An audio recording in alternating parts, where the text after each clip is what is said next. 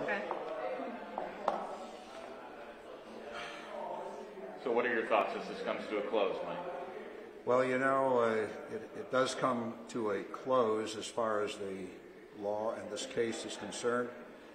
But I want everybody to know it doesn't come to a close for the two surviving children in this case that will live the rest of their lives, no doubt, with the memory of a man who has admitted, and their mother who has admitted, torture and terror as specific elements of the offenses, and with respect to Ms. Gosney, murder.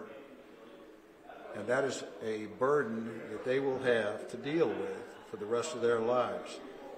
So there is no closure for them with these proceedings. There is closure, I believe, for society, and that's our job. That is Kelly Hiley's job, it is my job, and I want to thank her for the outstanding work she did on these cases. I also want to thank and make sure I'd be remiss if I didn't thank the detectives from Middletown, the sheriff's detectives from Preble County, Prosecutor Votel for his confidence in my office in proceeding with these cases without interruption or interference. He did a terrific favor to, I believe, everybody, including himself, frankly. He recognized that we could do this with the resources we have, and that he probably didn't in that smaller county. So I thank him for that. But in this case, you have to remember, and I've said this many times, that the road to redemption always begins with a good act of contrition. Some people call it accountability. Others may call it an apology. But in this case, what we actually had was minimization from this defendant. He spoke the words of being sorry. He had somebody who came out of court, not in court, to make excuses and other explanations for his goodness, as opposed to the evil that he had in his heart when he hog-tied these children, put gags in their mouths, and put them in a closet.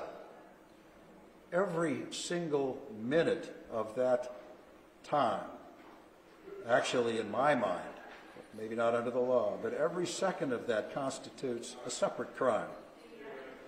He had opportunities to reflect on what he was doing when he pled guilty to his conduct of terror and torture.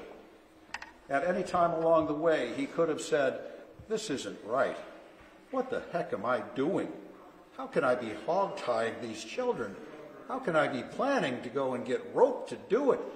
How can I send my girlfriend out with them to disappear in the wilderness in the dark at 3 o'clock in the morning in the winter, resulting in one death and terrorizing the other two?" Those children, from your review of the record, you have to know that those children were numbed by this case.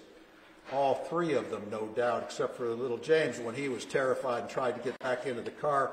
He was crying for help, crying for his mother not to desert him and leave him. But after that, the other children were essentially numbed by this. And that's the kind of result you get from terror and torture. You don't have to look very far. I mean, as a student of issues that occurred in World War II in concentration camps, that's essentially what those children suffered.